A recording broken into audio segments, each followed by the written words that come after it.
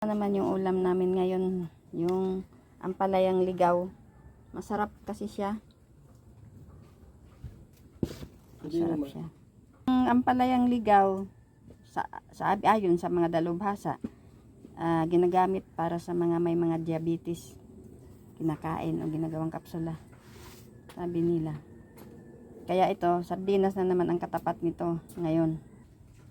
Alam niyo ba ito mga kaparmers? Kumakain din ba kayo ng mga ganito? Ampalayang ligaw kung tawagin. Ang pinakadahon nito, binibili din ito kinilo. Ewan kung magkano ang kilo ngayon sa mga dahon na ganito. Ayan yung sardinas. Ginisa ko muna yung sardinas. Ito ang ulam namin ngayon, tanghalian. Sa ligaw na ampalaya na naman ang ulam namin na may sardinas. Oh, mga kaparmers, kung natikman yung ganitong luto, subukan nyo. Napakasarap at talagang siguradong masustansya. Organic pa siya kasi kusa lang itong tumutubo. Hindi ito inaalagaan. Natubo lang to siya. Kain na tayo mga kaparmers. Mag-comment at mag-share naman kayo sa aking video.